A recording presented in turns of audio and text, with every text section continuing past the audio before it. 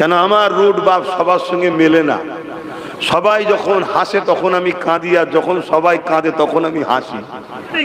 আমাদের তো সবার উচিত রাজ্যের সিএম কে বলা যে আপনি সুপ্রিম কোর্টে যে কেস করুন, 230টা এমএলএ নিয়ে যান, সবাইকে দিয়ে কেস করান, এমপিদের দিয়ে কেস করান, পুরো রাজ্যের যত ওয়াকাফের যত সভাপতি সেক্রেটারি প্রেসিডেন্ট 77 বছর ধরে যারা খাচ্ছে কম বেশি সবাইকে বলুন যে কেস করতে। কি এটা তো উচিত তো নাকি? না ভুলে গেল কথা।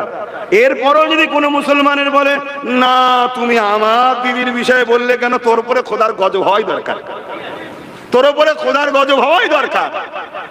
কথা বুঝে আসছে না? আমি কিছু ভুল বলছি নাকি? আমি ওর বিরোধী করতে বলছি? ওকে তো বলা দরকার। ও তো কলকাতায় দাঁড়িয়ে বললো পুরো ভারতের মুসলমান যদি বিপদে পড়ো আমি তার জন্য আছি। ভারত বলে ফেলেছে, ঝোঁকের মাথায় জানছে বুকা। তো এ তো সব মাথা মুটা। হাসুনি তোমাদেরকে মাথা মুটা মনে করে। আর না এনআরসির সময় 8 জন এমপি ছিল না, তাদেরকে দ্বিতীয়বার আবার দেওয়া হলো, তোমরা সব জয়গান গেয়ে দিলে। একবারও জিজ্ঞেস করেছিলে যে 8টা কেন গেল না? আবার এই সময়ে তো 3টে নেই, একবারও কেউ জিজ্ঞেস করেছো ওই 3টের জন্য কি বিচার করছেন? কত বড় ভাইটাল ব্যাপার। আগামী দিন তোমার মসজিদে আজান কে দেবে ওটা তোমার ডিএম ঠিক করবে, তোমার মসজিদের ইমাম কে হবে ডিএম ঠিক করবে, তোমার মসজিদের ফজরের নামাজ কখন হবে ডিএম ঠিক করবে, তোমার মসজিদের আজান হবে কি হবে না, কোন টাইমে হবে কোন টাইম হবে না ওটা জেলা শাসক করবে। সেই জায়গায় তোমাকে নিয়ে চলে গেল। কিন্তু এই জায়গাটা গেল কেন? এই জায়গাটা এমনি চলে গেছে নাকি? আমার কাছে একটা কুল গাছ আছে, আমার ঘরে একটা কুল গাছ আছে, পাড়ার সবাই খায়, আমি কিছুই বলি না, কিছুই বলি না। এখন একটা বড় কেউ লুবি এসেছে, সে দেখছো তো বেশ ভালো মজা, এত সুন্দর কুল হয়, ফলটাও খুব মিষ্টি, খাই, কিচ্ছু বলে না তো মোল্লারা। তো এক কাজ কর, পুরো গাছটা ঘোরার সময় তুললে চলে আয়। এটা বিজেপি করছে। 77 বছর ধরে সবাই খেয়েছে না খায়নি? কংগ্রেস আমলে, বাম আমলে, দিদির আমলে খাওয়া হচ্ছে না? মুসলমান গরিবরা পায়, ওই তো হাতে গোনা কিছু নেতা লিডাররা খায়, আর তারা কিছু বলছে তোর নামেই রাখবো না, যা। কথা মাথায় ঢুকছে? কিন্তু এর সূত্রটা কোথায়? প্রথম যখন আমার গাছে কেউ হাত দিত তখন যদি ঝাপটা দিতাম একটা, তাহলে তো ও ভাবতো জাসনিরে মারবে। কথা মাথায় ঢুকছে না? ঢুকে না? ঢুকছে না? আমি এই জন্য কথা বলিনি তো, কেন আমি বললে মূল গোড়া ধরে কথা বলি, মূল গোড়া ধরে কথা বলি। তুমি আমি ধরো 1 কোটি লোক কলকাতায় নেবে বললাম, ধরো 1 কোটি লোক কলকাতায় নেবে বললাম, 8 কোটি লোক নেবে, আন্দোলন কে রুখে দেবে? ও তো আইন হয়ে গেছে। আইন হবার আগে না বলে আলাদা কথা ছিল, আমি 10 বছর ধরে বলছি। এখন করতে পারবে? এখন ওর সমাধান কিভাবে আছে? যে পথে ওরা আইন করেছে ওই পথে ওই আইনকে বাতিল করে নতুন আইন করতে হবে। দ্বিতীয় নম্বর হলো, ওর থেকেও বড় জায়গা হলো আমার দেশের সর্বোচ্চ আদালত সুপ্রিম কোর্টের দ্বারস্থ হওয়া। আচ্ছা, একটা সাধারণ মানুষ কেস করা আর একটা সিএম কেস করা দুটো এক না আলাদা? একটা সিএম কেস করা মানে 10 কোটি লোক কেস করা, এটা তো মাথায় রাখতে হবে। তা তিনাকে ভালোবেসে বলা দরকার আছে না? না, আমি ঝগড়া করতে বলছি না, ভালোবেসে বলা দরকার তো, যে আপনি তো বলেছিলেন তো করুন। আমার তো ভয় হচ্ছে এই যা ওয়াচ করলাম আজকে না আবার আমার বাড়িতে পুলিশ যায়। কেন? ঠিক এনআরসির সময় বলেছিলাম রাস্তায় নেবে মিছিল টিছিল না করে আপনি একটা কেস করুন না রাজ্যের পক্ষ থেকে, বা সেই দিনই আমার বাড়ি পুলিশ। জানেন তো নাকি? হ্যাঁ। তবে ও সব ভয় করি না। কেন? যদি ভয় করতাম তাহলে নিজের ভাইটাকে 42 দিন জেল খাটাতাম না, ও কথা আমি না 20। যদি ভয় করতাম তাহলে কথাবার্তা বলা বন্ধ করে দিতাম। না না, ওসব ভয় করিনি, ওসব ভয় করিনি। আমি এতটুকু মনে করি, দুনিয়ায় যদি তুমি কারো জন্য চিল্লাও সে যদি তোমার সাথে থাকবে মনে করো, আমি যখন আল্লাহর জন্য কথা বলছি আমার ঈমান আল্লাহ আমার সাথে আছে, এটাই আমার সবচেয়ে বড় পাওনা। কিন্তু আমি কোনো মিথ্যা কথা, কোনো জুলুমের কথা কিছু বললাম, তাহলে এই আওয়াজটা ওঠা দরকার আছে না? না, বিশাল বিশাল মিছিল হচ্ছে, মিটিং হচ্ছে, ভালো কথা, করো না। ওই মিটিং মিছিল থেকে আওয়াজটা তোলা দরকার আছে না? না, কেউ তুলছে না? তোলেনি। শুধু একটাই কাজ চলছে।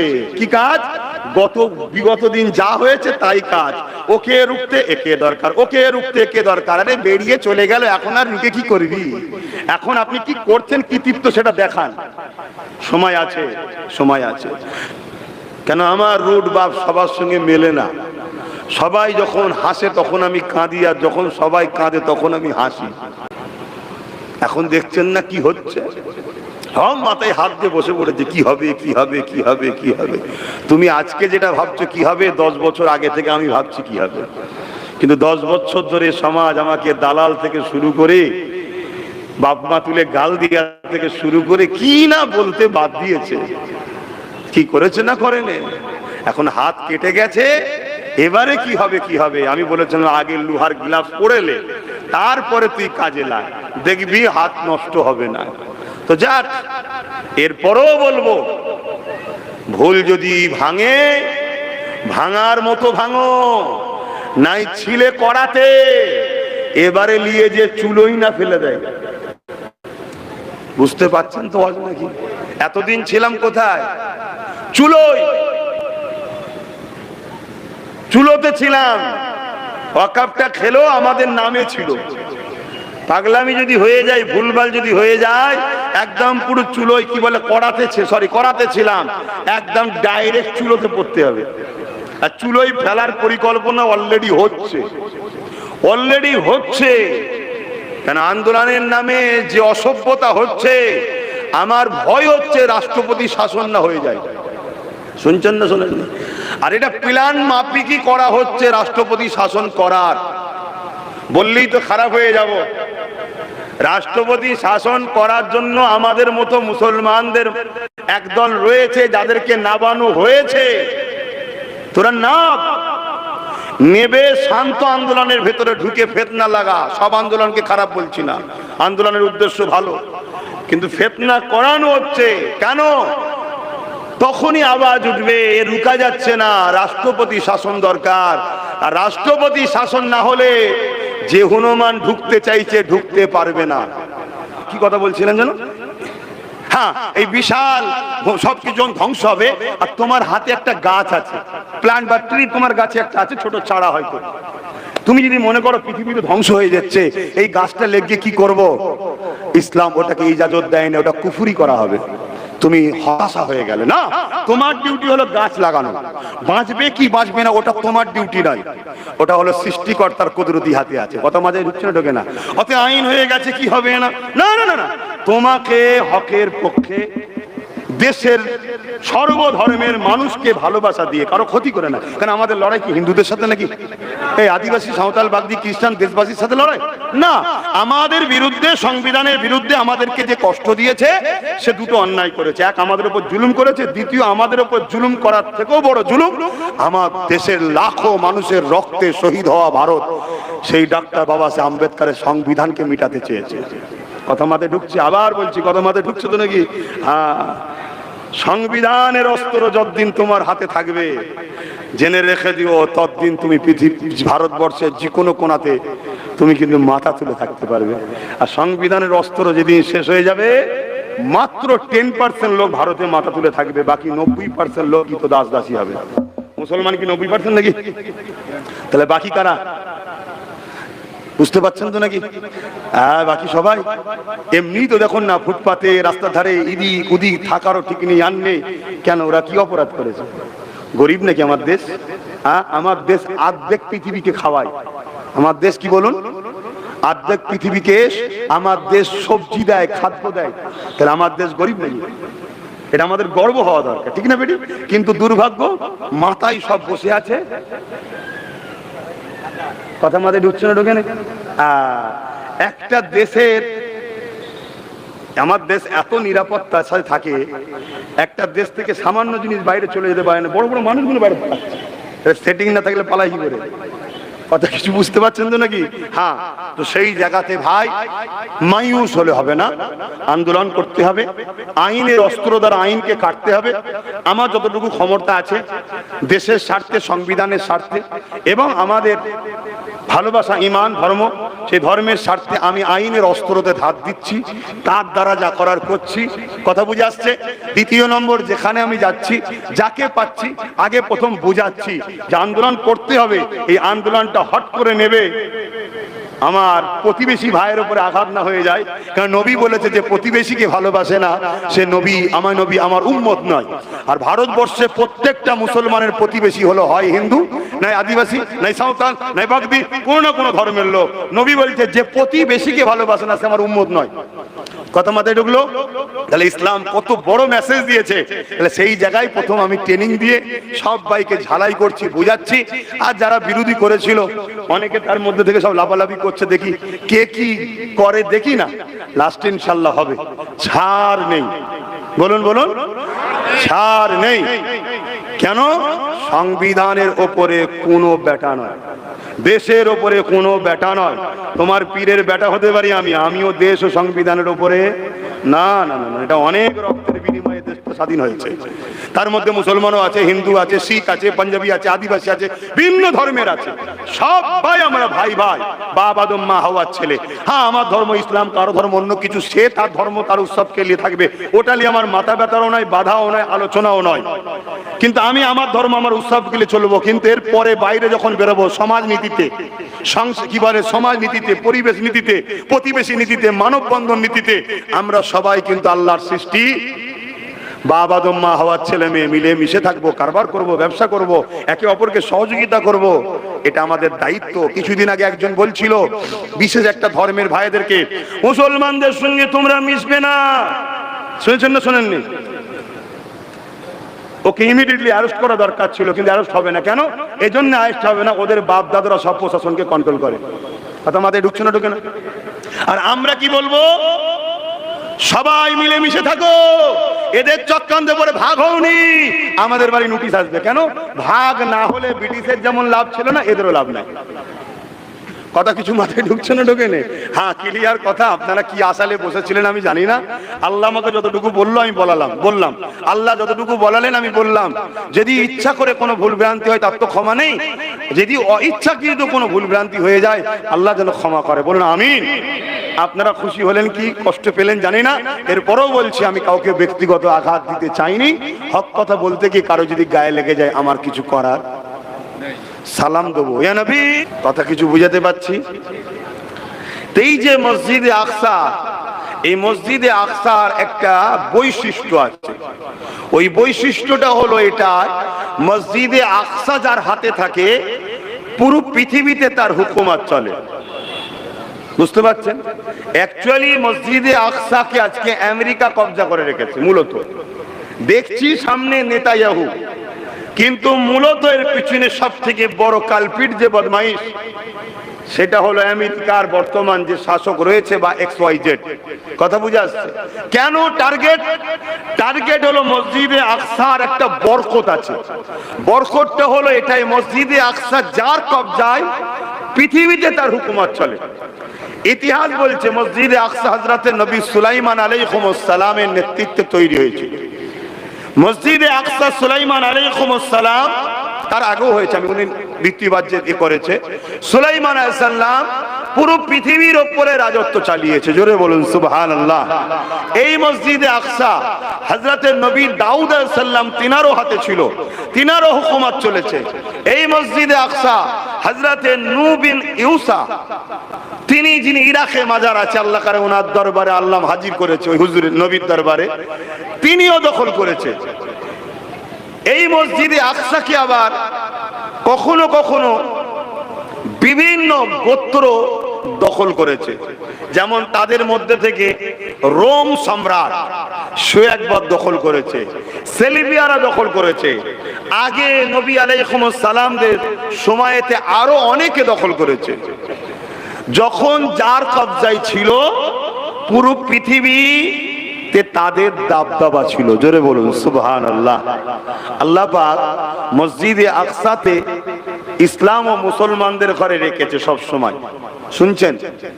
কিন্তু মুসলিম সমাজের মানুষ যখন ওইখানে বসবাস করতে করতে তাদের নবীদের কথা ভুলে গিয়ে আল্লাহর বিরোধী কর্মকাণ্ডে জড়িয়ে গেছে, পাপাচারে জড়িয়ে গেছে, তখনই আল্লাহর জালিম বাদশা বসিয়ে তাদের হাত থেকে, মানে এলাকা থেকে তাদেরকে তাড়িয়েছে বা তাদেরকে গণহত্যা করেছে।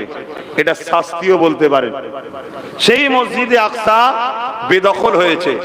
গুটিগত মানুষ যারা বেঁচে ছিল, ইমানদার সলিড, তারা আল্লাহর কাছে নিজেদের তওবা করেছে যে আল্লাহ আমাদের ভুল যা হয়েছে ক্ষমা চাইছি, আপনি আমাদের জন্য কোন লিডার নেতৃত্ব পাঠান, যার বরকতে আমরা মসজিদে আকসাকে ফিরে পাই। আল্লাহ পাক কখনো দাউদ নবীকে, কখনো নবী ইউসুফ বিন নূহকে এভাবে আল্লাহ পাঠিয়ে আবার জালিমদের হাত থেকে মসজিদে আকসাকে আল্লাহ আবার উদ্ধার করেছে। জোরে বলুন সুবহানাল্লাহ। তাহলে কি বুঝলাম? আমাদের ঐতিহ্য, আমাদের সম্মান, আমাদের শান, আমাদের যখনই লুণ্ঠিত হয়েছে, যখনই আমরা আল্লাহ ভুলা হয়েছি, আমরা যখন দিনের বাইরে চলে গেছি, তখনই আল্লাহ জালিম হুকুমাত দ্বারা আমাদেরকে লাঞ্ছিত, বলুন মানে শাস্তি দিয়েছে। যখনই আমরা এই ভুলটা বুঝতে পেরে তওবা করে পরিবর্তন হয়েছি, তখনই কিন্তু আল্লাহ আমাদেরকে আবার সাহায্য করেছে। ঠিক এইভাবে হযরতে আমিরুল মুমিনিন খলিফাতুল মুসলিমিন হযরত ওমর ফারুক হুজুরের সময়তে, হুজুরের নেতৃত্বে আল্লাহ পাক ছিলেন।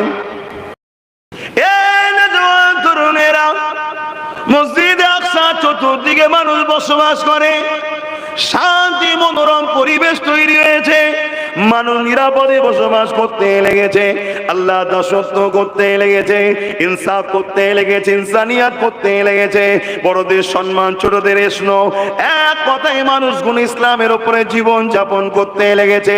100 বছর যায়, 200 বছর যায়, 300 বছর যায়, এভাবে কয়েকশো বছর কেটে যাবার পর আবার ওই মানুষগুলো আস্তে আস্তে তাদের নতুন জেনারেশন ছেলেপুলে যখন এসলো, তারা আল্লাহ দাসত্ব থেকে গাফলতি হয়ে গেল, তারা নামাজ থেকে দূরে সরে গেল, নবীর মুহাব্বত থেকে দূরে সরে গেল, নবীর সুন্নাত থেকে দূরে সরে গেল, তারা হিংসা করা শুরু করলো, বেইনসাফি করা শুরু করলো, মদ নারী নেশার পিছনে আসক্ত হলো, দুনিয়ার লোভ লালসায় জড়িয়ে গেল। আমার আল্লাহ সেলিবিয়াদের শক্তিশালী করে দিল, তাদের অন্তর থেকে, সেলিবিয়াদের অন্তর থেকে মুসলমানদের ভয়কে উঠিয়ে দিল।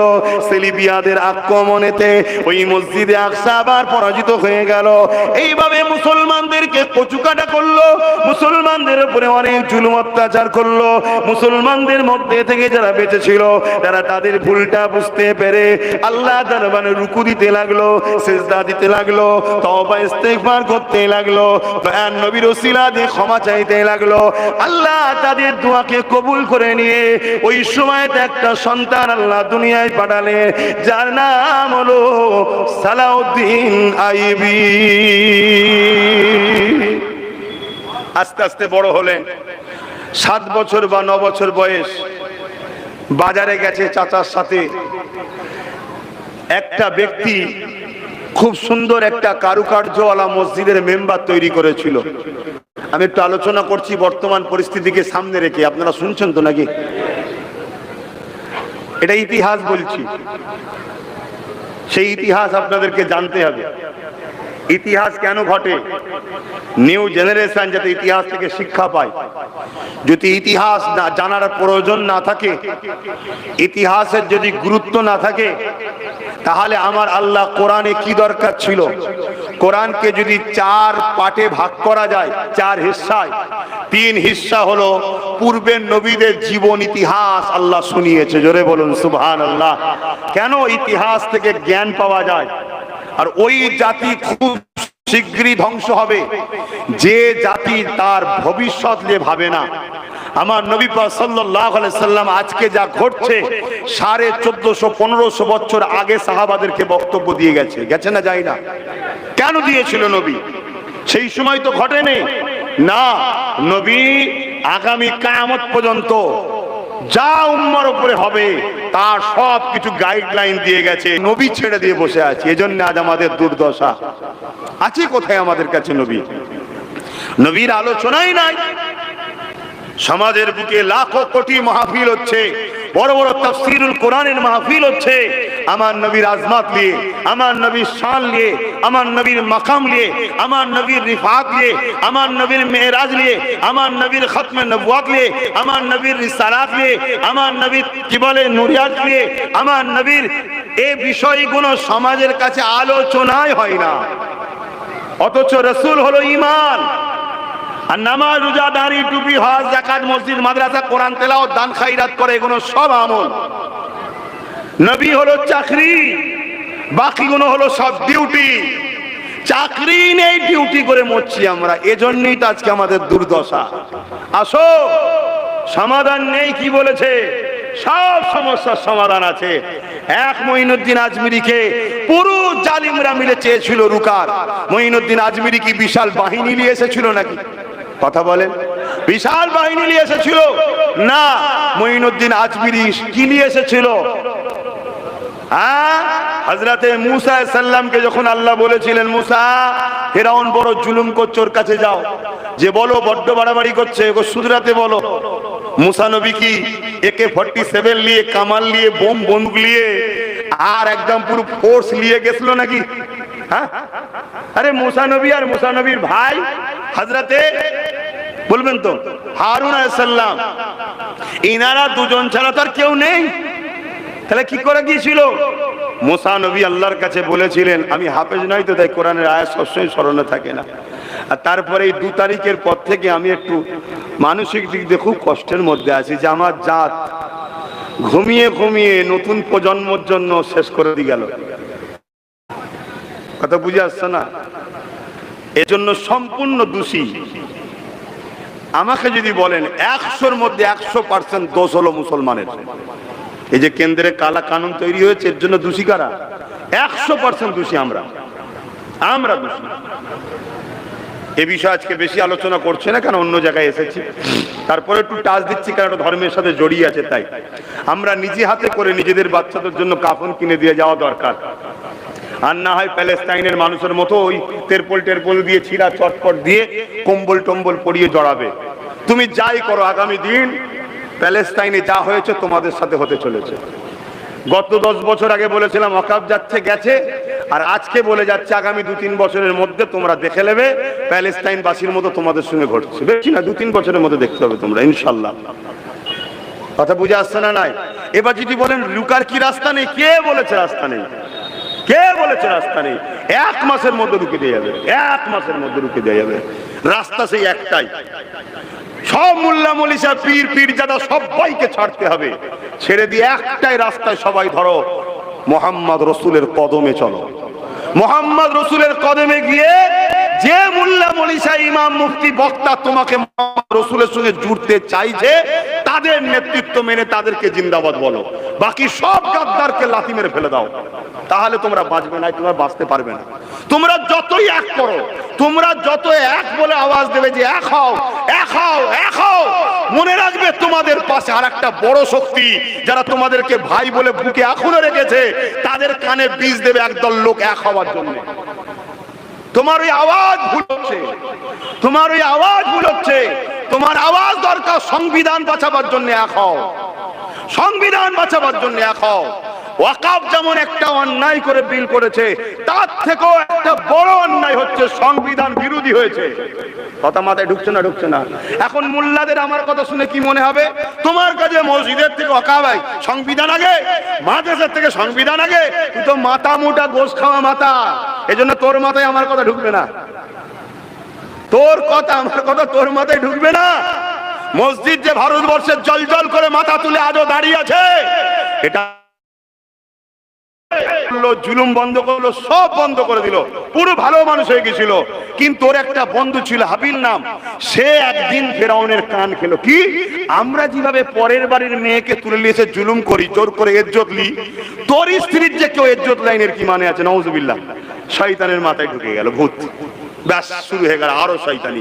শয়তানি তো শয়তানি, এত শয়তানি শুরু করলো, একদিনে শুধু 12,000 বাচ্চাকে জবাই করেছে ফেরাউন। যেমন আজকে কি বলে প্যালেস্টাইনের বাচ্চাগুলোকে জবাই করছে, শহীদ করছে। এ তো ফেরাউনি স্টাইল। কোন পৃথিবীর কেউ প্রমাণ করতে পারবে যে কোন রসুলের প্রেমিক ইমানদার কোন মুসলমান পৃথিবীর কোন নিরীহ মানুষকে মেরেছে? একটা নিরীহ মানুষকে মেরেছে? প্রমাণ করতে পারবে? চ্যালেঞ্জ দিচ্ছি, প্রমাণ করতে পারবে না। তারপরও ফেসবুকে ইউটিউব খুললে হাজারো মিথ্যা ইতিহাস শোনা যাবে। কেন শোনা যাবে? মিথ্যা ইতিহাস যদি শোনানো না যায়, তাহলে তো আমাদের ঝুলিতে লোক বাড়ানো যাবে না। আর আমাদের ঝুলিতে যদি লোক না বাড়ে, তাহলে আমরা ব্রিটিশদের মতো টিকে থাকবো কি করে? কথা মাথায় ঢুকছে না? ঢোকে না? হ্যাঁ, মিথ্যা প্রোপাগান্ডা। আর কাদের কাছে ইতিহাস শোনাচ্ছে? কাদের কাছে ইতিহাস শোনাচ্ছে? যারা স্কুলের দরজা কোন দিকে সেটাও জানে না। দিন রাত মোবাইল নিয়ে, মাঝানে রেডিও নিয়ে, গান নিয়ে, হই নিয়ে, গেঁজা নিয়ে, মদ নিয়ে, ভাঙ নিয়ে দিন রাত হই হই করছে। আর দিনের শেষে রাত্রিরে 200 টাকা কি 100 টাকা কি 150 টাকা রোজ পাচ্ছে, ঘরে চলে যাচ্ছে। আর যারা এই বিষটা ছড়াচ্ছে তাদের ছেলেরা কেউ আমেরিকায়, কেউ দুবাইয়ে, কেউ জাপানে, কেউ ফ্রান্সে, কেউ আবার সৌদি আরবে মুসলমান নেতাদের সঙ্গে বসে খাচ্ছে। শুনছেন না শোনেন না? আর এখানে পিস উগলাচ্ছে। মাথা মুটার কোয়ালিটি থাকে। কিন্তু আমি অনেক চিন্তা করেছি, এত সোশ্যাল মিডিয়া এই হচ্ছে, এগুলো কি দেখতে পাই না? আমি অনেক রিসার্চ করে আমার মাথায় একটা উত্তর ঢুকেছে, যে শরীরটা তৈরি করেছে সৃষ্টিকর্তা, এই শরীরে সিস্টেম কিছু আছে। যেমন পেট্রোল গাড়িতে ডিজেল দিলে ও গাড়ি ঠিক চলবে না, ডিজেল গাড়িতে পেট্রোল দিলে ঠিক চলবে না। তেমন সৃষ্টিকর্তার এই শরীরে হারাম খাদ্য ঢুকে গেলে এই শরীর কখনো মনুষ্যত্বের রাস্তা দেখাতে একটু বলুন পারে না। আজকে বড় প্ল্যান করে যাদেরকে এই রাস্তায় নামানো হয়েছে, এদেরকে গু গোবর থেকে শুরু করে, পিসাব থেকে শুরু করে, হারাম খাদ্য থেকে শুরু করে বাদ ডাইনে সব খেয়ে দিয়েছে। তাই এদের মনুষ্যত্ব ফিরে আসছে না। এবারে হ্যাঁ, এরপরও একটা কথা বলতে লাগে। আমার নবী পাক সাল্লাল্লাহু আলাইহি সাল্লাম ১৫০০ বছর আগে এসে পুরো পৃথিবীতে এই রকম পরিস্থিতি, এর থেকেও ভয়ানক পরিস্থিতি ছিল। মুহাম্মদ সাল্লাল্লাহু আলাইহি সাল্লাম একা এসে তেনার আখলাক, চরিত্র, ব্যবহার, আদর্শ দেখিয়ে, ইনসাফ, ইনসানিয়াত নাই বাণী শুনিয়ে পুরো পৃথিবীর বুকে শান্তি, সাম্য প্রতিষ্ঠিত করেছিলেন। জোরে বলুন সুবহানাল্লাহ। তাই আমাদেরকে ওই রাস্তাটাই অবলম্বন করে চেষ্টা করতে হবে। এবার এখানে একটা প্রশ্ন থাকে, তাহলে কেউ যদি আমায় মারতে আসে, আমি কি তাহলে মারবো না? আমার ইসলাম যেটা বলেছে ওটাই আপনাকে করতে হবে। কেউ যদি আপনাকে মারতে আসে, আপনি তাকে মারবেন না, আপনি তাকে ডিফেন্স করবেন। ডিফেন্স করতে গিয়ে তার যদি ধর থেকে কল্লা আলাদা হয়ে যায়, ওটাকে মারা বলে না, ওটাকে নিজেকে রক্ষা করা বলে, যেটা আমার দেশের সংবিধানও রাইট দিয়েছে। কিন্তু আজকে যদি আপনি সেই লাইনে না গিয়ে আপনি রাস্তায় কাউকে দাঁড় করিয়ে, কারো বাসেতে তার ধর্মীয় একটা কোনো পতাকা থাকবে, সেটাকে আপনি ভিড়, আমাদের জন্য গ্যাসের দাম বেড়েছে, 13 টাকা ওষুধে মুসলমানদের জন্য বেড়েছে, 2 টাকা করে পেট্রোল মুসলমানদের জন্য। এটা শুধু মুসলমানদের। মুসলমান গ্যাস নিলে 50 টাকা বেশি দিতে হবে, মুসলমান তেল নিলে 2 টাকা বেশি দিতে হবে, মুসলমান ওষুধ নিলে 13 টাকা বেশি দিতে হবে। জানেন তো নাকি? জানেন না? 50 টাকা গ্যাসে বেড়েছে, জানেন তো? শুধুমাত্র মুসলমানদের জন্য বেড়েছে। তুমি জানো না, খালি গায়ে ভুল বকছো। ঠিক বলছো, সবার জন্য বেড়েছে 50 টাকা। ও লাগাও, ভাই ভাই ঘুষি করো না, করো খেলাখেলি করো, ভাই ভাই মারপিট করো। আর ওইদিকে উনি দাম বেরিয়েই যাচ্ছে, বেরিয়েই যাচ্ছে, যা খুশি তাই করছে। আর এইদিকে আমরা দুমদাম দুমদাম দুমদাম দুমদাম করেই যাচ্ছি। খুব মাথা ঠান্ডা করে কাজ করেন। আমি বলছি না আন্দোলন করতে হবে না, আন্দোলন দেশ করতে বলেছে, কেন করবেন না? আন্দোলন সংবিধান করতে বলেছে, কেন করবেন না? কিন্তু আন্দোলন করতে গেলে কিছু প্রসেসিং আছে। সর্বপ্রথম প্রসেসিং হলো, আইন যখন হয়ে যায় কোনো জিনিস, সেটাকে কাটতে গেলে আইনের অস্ত্র দিয়ে কাটতে হবে, তাই তো নাকি গো? তা আপনাদের সবাই মিলে ধরুন আমাকে হুজুর বানিয়েছেন, বুঝাবার জন্য বলছি, হুজুর আবার শখ নেই, কেন হুজুরদের কায়ামত দিন যেমন সম্মানও আছে, মারও বেশি হবে। এই জানেন তো নাকি? হুজুর মলি সাহেবদের কায়ামতে মারও বেশি, আবার সম্মানও বেশি। যদি ঠিক লাইনে হুজুরের শিষ্য থাকে তাহলে সম্মান পাবে, আর শিষ্য যদি ভুলভাল করে ফেলে, ওই মৌলানা হুজুরকে কায়ামত দিন ধরবে আল্লাহ, তোর মুড়ি তোর শিষ্য ভুল করেছে কেন জবাব দে। হালুয়া রুটি খাওয়া, মুরগির রান খাওয়া শখ মিটে যাবে। তো যাই হোক, আমি যেটা বলতে চাইছি, ধরুন আপনারা সবাই মিলে আমাকে হুজুর বানিয়েছেন, বুঝাবার জন্য বলছি। এখন কোনো সমস্যা যদি একটা মশলা নিয়ে আসে, তাহলে আপনারা সবাই মিলে সেই মশলার ফতোয়া দেবেন না হুজুরকে বলবেন? আচ্ছা বলেন, মৌলানাকে বলবেন যাকে বানিয়েছে, তুমি ফতোয়া দাও। তা ধরুন আমরা সবাই মিলে একজনকে নেতা বানিয়েছি, আর কোনো সমস্যায় যখন পড়বো, আমরা তো নেতাকে বলবো তুমি সমাধান করো, ঠিক না বেটি? আমাদের তো সবার উচিত রাজ্যে সিএম কে বলা যে আপনি সুপ্রিম কোর্টে যে কেস করুন, 230টা এমএলএ নিয়ে যান, সবাইকে দিয়ে কেস করান, এমপিদের দিয়ে কেস করান, পুরো রাজ্যে যত ওয়াকাফের যত সভাপতি, সেক্রেটারি, প্রেসিডেন্ট 77 বছর ধরে যারা খাচ্ছে কম বেশি, সবাইকে বলুন যে কেস করতে। কি এটা তো উচিত তো নাকি? না ভুলে গেল কথা? এরপরও যদি কোনো মুসলমানের বলে না তুমি আমার দিদির বিষয়ে বললে কেন, তোর উপরে খোদার গজব হওয়াই দরকার, তোর উপরে খোদার গজব হওয়াই দরকার। কথা বুঝে আসছে না? আমি কিছু ভুল বলছি নাকি? আমি ওর বিরোধী করতে বলছি? ওকে তো বলা দরকার। ও তো কলকাতায় দাঁড়িয়ে বললো পুরো ভারতের মুসলমান যদি বিপদে পড়ো আমি তার জন্য আছি। ভারত বলে ফেলেছে, ঝোঁকের মাথায় জানছে বোকা তো। এ তো সব মাথা মুটা। হাসুনি, তোমাদেরকে মাথা মুটা মনে করে। আর না এনআরসির সময় 8 জন এমপি ছিল না, তাদেরকে দ্বিতীয়বার আবার দেওয়া হলো, তোমরা সব জয়গান গেয়ে দিলে। একবারও জিজ্ঞেস করেছিলে যে 8টা কেন গেল না? আবার এই সময় তো 3টে নেই, একবারও কেউ জিজ্ঞেস করেছো ওই 3টের জন্য কি বিচার করছেন? কত বড় ভাইটাল ব্যাপার। আগামী দিন তোমার মসজিদে আজান কে দেবে ওটা তোমার ডিএম ঠিক করবে। তোমার মসজিদের ইমাম কে হবে ডিএম ঠিক করবে। তোমার মসজিদের ফজরের নামাজ কখন হবে ডিএম ঠিক করবে। তোমার মসজিদের আজান হবে কি হবে না, কোন টাইমে হবে কোন টাইম হবে না, ওটা জেলা শাসক করবে। সেই জায়গায় তোমাকে নিয়ে চলে গেল। কিন্তু এই জায়গাটা গেল কেন? এই জায়গাটা এমনি চলে গেছে নাকি? আমার কাছে একটা কুল গাছ আছে, আমার ঘরে একটা কুল গাছ আছে, পাড়ার সবাই খায়, আমি কিছুই বলি না, কিছুই বলি না। এখন একটা বড় কেউ লুবি এসেছে, সে দেখছো তো বেশ ভালো মজা, এত সুন্দর কুল হয়, ফলটাও খুব মিষ্টি, খাই, কিচ্ছু বলে না তো মোল্লারা। তো এক কাজ কর, পুরো গাছটা ঘোরার সময় তুললে চলে আয়। এটা বিজেপি করছে। ৭৭ বছর ধরে সবাই খেয়েছে না খায়নি? কংগ্রেস আমলে, বাম আমলে, দিদির আমলে খাওয়া হচ্ছে না? মুসলমান গরিবরা পায়, ওই তো হাতে গোনা কিছু নেতা লিডাররা খায়, আর তারা কিছু ওপরের নেতা। এখন কেন্দ্র কি বলছে? পুরো নিয়ে নেবো। এতদিন এরা খেয়েছে আমাদের নামে ছিল, ও বলছে তোর নামেই রাখবো না, যা। কথা মাথায় ঢুকছে? কিন্তু এর সূত্রটা কোথায়? প্রথম যখন আমার গাছে কেউ হাত দিত, তখন যদি ঝাপটা দিতাম একটা, তাহলে তো ও ভাবতো জাসমিনে মারবে। কথা মাথায় ঢুকছে না? ঢুকে না? ঢুকছে না? আমি এই জন্য কথা বলিনি তো, কেন আমি বললে মূল গোড়া ধরে কথা বলি, মূল গোড়া ধরে কথা বলি। তুমি আমি ধরো 1 কোটি লোক কলকাতায় নেবে বললাম, ধরো 1 কোটি লোক কলকাতায় নেবে বললাম, 8 কোটি লোক নেবে, আন্দোলন কে রুখে দেবে? ও তো আইন হয়ে গেছে। আইন হবার আগে না বলে আলাদা কথা ছিল, আমি 10 বছর ধরে বলছি। এখন করতে পারবে? এখন ওর সমাধান কিভাবে আছে? যে পথে ওরা আইন করেছে ওই পথে ওই আইনকে বাতিল করে নতুন আইন করতে হবে।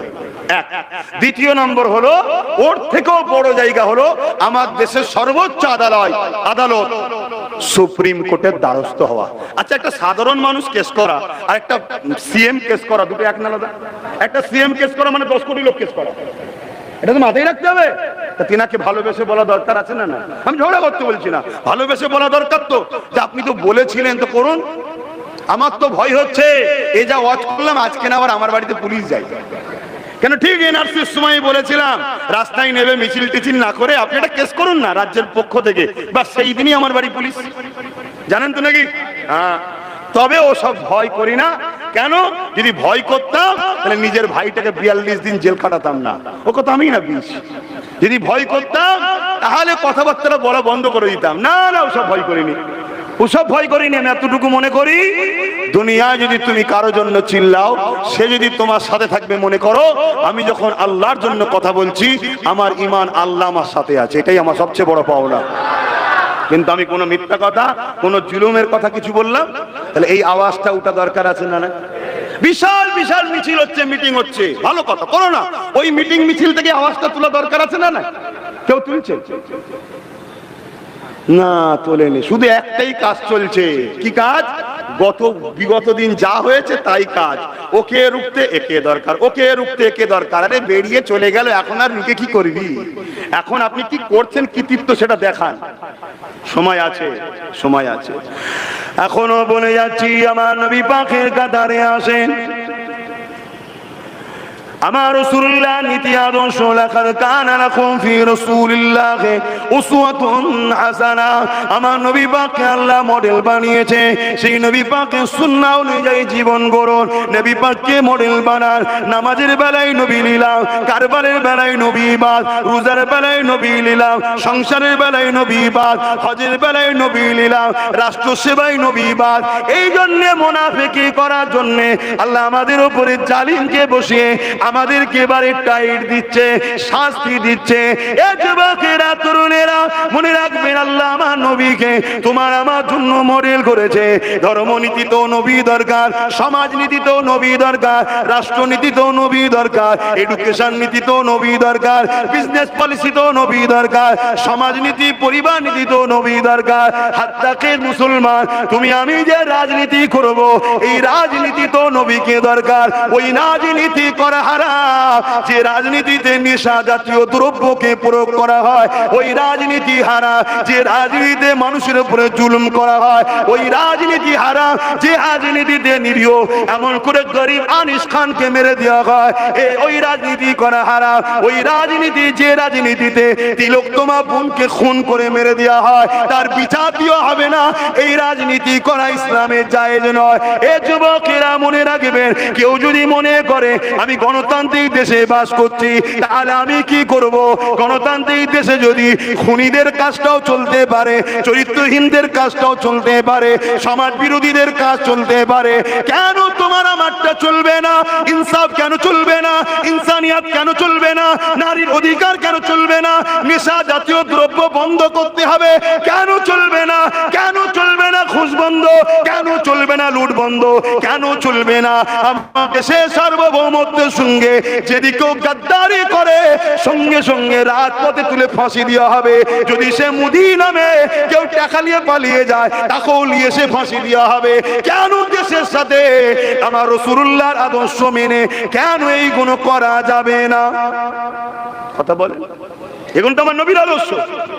দেশের সঙ্গে গাদ্দারিদের মৃত্যুদণ্ড, হ্যাঁ, চোরেরটা চলছে, দুর্নীতিরটা চলছে, খুনিরটা চলছে, ধর্ষণেরটা চলছে, লুটেরাদের চলছে, ঘুষখোরদের চলছে, সবার অনুসরণ চলছে। আর যিনি না হলে দিনার তুলনায় কেউ নেই। সৃষ্টিকর্তা বলছি ইন্নাকা লাআলা খুলুকিন আযীম, আমি বলছি সৃষ্টিকর্তা বলছে যে সবথেকে উত্তম আদর্শওয়ালা হলো মুহাম্মদ রাসূল। জোরে বলুন সুবহানাল্লাহ। তার আদর্শ চলবে না কেন? এটা আমাদের দুর্বল, আমাদের দুর্বল। এটা আমাদের উলামাদের এখন দায়িত্ব, আমাদের ইমাম উলামা আলেম মুফতি মৌলানাদের ইমামি দায়িত্ব। তুমি কোন পীর, কোন সিলসিলা, কোন মতদর্শের, তোমার পীর, তোমার উস্তাদ, তোমার শায়েখ তোমার কাছে থাক। দেশকে শান্তি ফিরাবার জন্য, দেশের হিন্দু মুসলিম দলিত আদিবাসী সর্বধর্মের গরিব মানুষের অধিকার ফিরাবার জন্য, মানুষকে বাঁচাবার জন্য, ন্যায় বিচার প্রতিষ্ঠিত করার জন্য সমস্ত উলামাদেরকে রাজনীতি আসা ফরজ হয়ে গেছে। জানি না আমার বলা ভুল, কেউ আবার সমালোচনা করবেন কিনা। ফরজ মানে একেবারে জরুরি হয়ে গেছে। কথা মাথায় ঢুকছে না? ঢোকে না কেন? উলামারাই পারে অন্যায় মিটাতে, উলামারাই পারে। কেন? যাদের অন্তরে আল্লাহর ভয় আছে তারা কখনো ঘুষ খাবে না, যাদের অন্তরে আল্লাহর ভয় আছে তারা কখনো চিটিংবাজি করবে না, যাদের অন্তরে আল্লাহর ভয় আছে তারা কখনো রেপকে সাপোর্ট করবে না, যাদের অন্তরে আল্লাহর ভয় আছে তারা কখনো মাতৃভূমির সঙ্গে গাদ্দারি করতে। আজকে কি হচ্ছে সমাজে? তুমি আমি তো কোন রকম ভাবে গোলে মেলে নাই চলে গেলাম, তোমার আমার বাচ্চাগুলোর কি হবে ভেবে দেখেছো? তাই বলে যাচ্ছি, সমাজকে পরিবর্তন করার নাম ইসলাম, জুলুমকে খতম করার নাম ইসলাম, সন্ত্রাস মুক্ত পরিবেশ তৈরি করার নাম ইসলাম, দেশের সার্বভৌমত্বকে নিরাপদে রাখার নাম ইসলাম। শুধু দাড়ি টুপি নামাজ রোজার নাম ইসলাম নয়, এগুলোর নাম ইসলাম। আর হাতটাকে চ্যালেঞ্জ দিয়ে বলছি, দাড়ি টুপি নামাজ রোজার অনেক আগে হলো অন্যায় মিটিয়ে ন্যায়কে প্রতিষ্ঠিত করার নাম ইসলাম। জোরে বলুন সুবহানাল্লাহ। আমার নবী মেরাজ থেকে নামাজ এনেছে, আমার নবী মেরাজ থেকে রোজা এনেছে, আর আমার নবী মেরাজে গেছে 621-এ আর 610-এ নবী দ্বীনের দাওয়াত শুরু করেছে, নবুয়তের এলান করেছে। এই 11 বছর নবী কি করেছিল? এই 11 বছর ধরে প্রত্যেকটা জালিম হুকুমতের কাছ থেকে মনুষ্য জাতি, কে মুসলিম কে হিন্দু নবী দেখে নেই, কে মূর্তি পূজা করে, কে আগুন পূজা করে, কে শিখ, কে পাঞ্জাবি, কে কি বলে ইহুদি, কে খ্রিস্টান, ওটা নবী দেখে নেই। আল্লাহর সৃষ্টিগুলোকে বাঁচাবার জন্য নবী জালিমদের বিরুদ্ধে, মজলুমদের দাসত্ব শিকল ভেঙে তাদেরকে নারীকে জ্যান্ত পুঁতে দেওয়া হতো, নবী বন্ধ করেছে। মায়ের সঙ্গে নোংরা কাজ হতো, নবী বন্ধ করেছে। বাপের উপর জুলুম হতো, রাসূল বন্ধ করেছে। নবীর এই 11 বছরের দিনটা করবে কে বলেন? এই 11 বছরের দিনটা আমরা ছেড়ে দিয়েছি। এই 11 বছরের দিন করতে গিয়ে নবী গরিবদের মুখে হাসি ফোটাতে গিয়ে, মুসলিমদের ঘরে বাঁচাতে গিয়ে, সমাজের শান্তি প্রতিষ্ঠিত করতে গিয়ে, সমাজ বিরোধীদের বিরুদ্ধে, সন্ত্রাসের বিরুদ্ধে নবী বদরে যুদ্ধ করেছে, খাইবারে করেছে, ওহুদে করেছে। আজও যদি সমাজের সন্ত্রাস, গুন্ডা, জালিম, অত্যাচারীদের হাত থেকে মানুষ জাতিকে বাঁচাবার জন্য যুদ্ধ যদি করতে হয়, যুদ্ধ করতে হবে, তবেই তুমি মুসলমান, তবেই তুমি নবীর উম্মত। গরিব খেতে পাচ্ছে না, ক্ষুধার্ত মানুষ কাঁদছে, এতিম কাঁদছে, বিধবার উপরে অত্যাচার হচ্ছে, নারী অভাবের জন্য বাপ বিয়ে দিতে পারছে না, ওই নারী সমাজে দেহ বিক্রি করছে, আর দেহ বিক্রিকে যারা লাইসেন্স দিচ্ছে তাদের পিছনে দাঁড়িয়ে তুমি মোল্লা মৌলভী সাহেব মুসলমান দাবি করছো। তাদের পিছনে দাঁড়িয়ে তুমি বলছো আমি উম্মতে মুহাম্মাদি জান্নাতে যাব। নারী হলো মায়ের জাত, এদেরকে বাঁচাবার নাম ইসলাম। জোরে বলুন সুবহানাল্লাহ, আরো চিৎকার দিয়ে বলুন সুবহানাল্লাহ। আমার আজ হয়তো সবার পছন্দ নাও হতে পারে, কিন্তু কিছু করার নেই বাপ। আপনাকে খুশি করা আমার কাজ নয়, আমার কাজ হলো আল্লাহকে খুশি করার জন্য আপনাকে সঠিক রাস্তা দেখানো। নিবার হয় নেবেন, না নিবার হয় আমার কিচ্ছু করার নেই। কেন আমার সৃষ্টিকর্তা কাছে আমায় ফিরে যেতে হবে, তিনি আমার জান কবজ করে নেবে, আমায় ফিরে যেতে হবে। সুম্মা নুফিকা উখরা ফাইযা হুম কিয়ামুন ইয়ানজিরুন, আবার সিংগাই ফু দিয়া হবে, আমাকে ময়দানে মাশরে দাঁড়াতে হবে, হিসাব দিতে হবে। সময় কই, সময় তো নেই, হু করে চলে যাচ্ছে, হিসাব দিতে হবে। আমার আব্বা জান, আমার ভাইয়েরা, আমার মায়েরা, আমি একটা শেষ কথা বলবো। মাইয়ুস ইসলামে কুফরি বলা হয়। মাইয়ুস হওয়া ইসলামে কি? কুফরি। যা যা যা যা যা সব শেষ হয়ে গেল রে, ওয়াকাফ হয়ে গেল, বিল করল রে, আর কিছু করার নেই। আর এই মাইয়ুস হওয়াটা হলো কি? জয় বলেন কুফরি। ইসলামে বলছে কুফরি।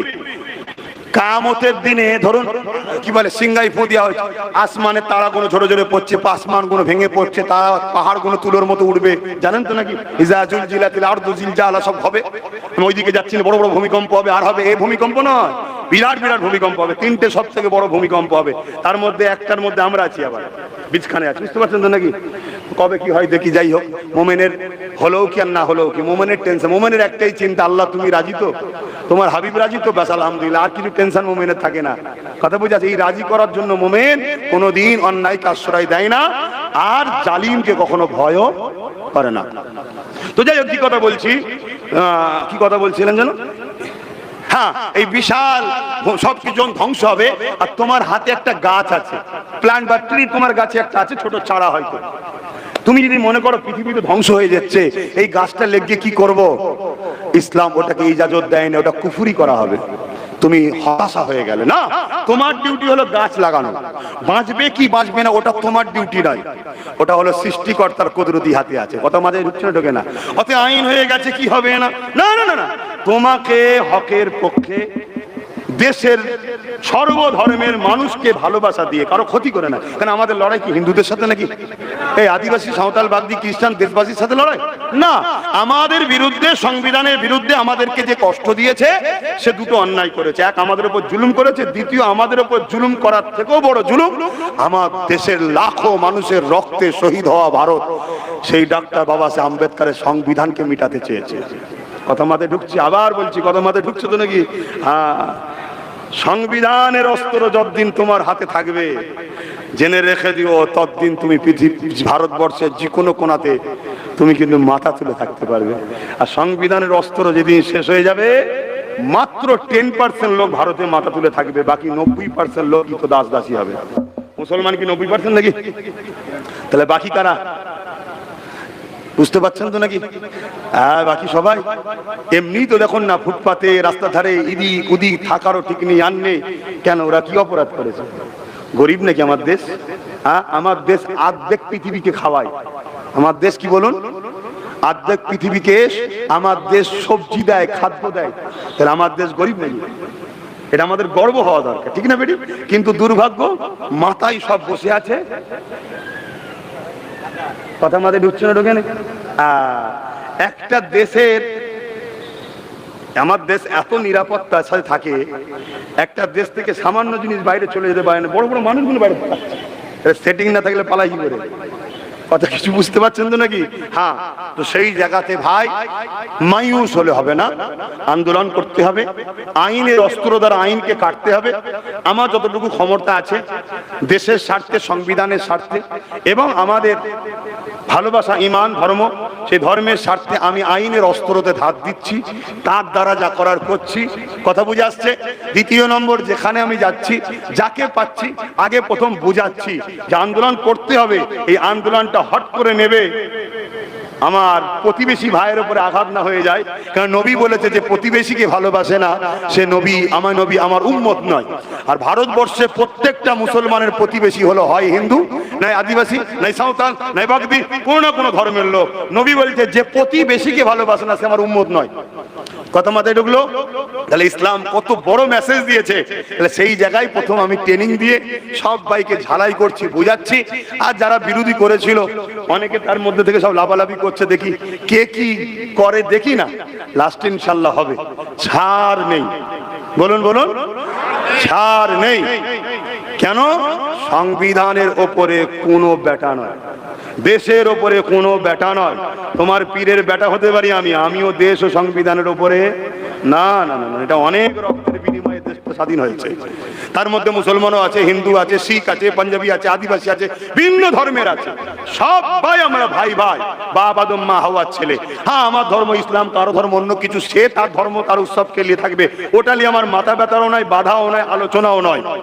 কিন্তু আমি আমার ধর্ম আমার উৎসব গিলে চলবো। কিন্তু এর পরে বাইরে যখন বেরোবো, সমাজ নীতিতে, কি বলে, সমাজ নীতিতে, পরিবেশ নীতিতে, প্রতিবেশী নীতিতে, মানববন্ধন নীতিতে আমরা সবাই কিন্তু আল্লাহর সৃষ্টি, বাপ আদম মা হাওয়ার ছেলে মেয়ে মিলে মিশে থাকবো, কারবার করব, ব্যবসা করব, একে অপরকে সহযোগিতা করব। এটা আমাদের দায়িত্ব। কিছুদিন আগে একজন বলছিল বিশেষ একটা ধর্মের ভাইদেরকে, মুসলমানদের সঙ্গে তোমরা মিশবে না। শুনেছেন না শোনেননি? ওকে ইমিডিয়েটলি অ্যারেস্ট করা দরকার ছিল, কিন্তু অ্যারেস্ট হবে না। কেন? এই জন্য অ্যারেস্ট হবে না, ওদের বাপ দাদারা সব প্রশাসনকে কন্ট্রোল করে। কথা মাথায় ঢুকছে না? ঢুকে না? আর আমরা কি বলবো? সবাই মিলে মিশে থাকো, এদের চক্রান্তে পরে ভাগ হওনি, আমাদের বাড়ি নোটিশ আসবে। কেন? ভাগ না হলে ব্রিটিশের যেমন লাভ ছিল না, এদেরও লাভ নাই। কথা কিছু মাথায় ঢুকছে না? ঢোকে নে? হ্যাঁ, ক্লিয়ার কথা। আপনারা কি আশালে বসেছিলেন আমি জানি না। আল্লাহ আমাকে যতটুকু বললো আমি বললাম। আল্লাহ যতটুকু বলালেন আমি বললাম। যদি ইচ্ছা করে কোনো ভুল ভ্রান্তি হয় তার তো ক্ষমা নেই, যদি অইচ্ছাকৃত কোনো ভুল ভ্রান্তি হয়ে যায় আল্লাহ যেন ক্ষমা করে। বলুন আমিন। আপনারা খুশি হলেন কি কষ্ট পেলেন জানি না। এরপরেও বলছি, আমি কাউকে ব্যক্তিগত আঘাত দিতে চাইনি। হক কথা বলতে গিয়ে কারো যদি গায়ে লেগে যায় আমার কিছু করার। সালাম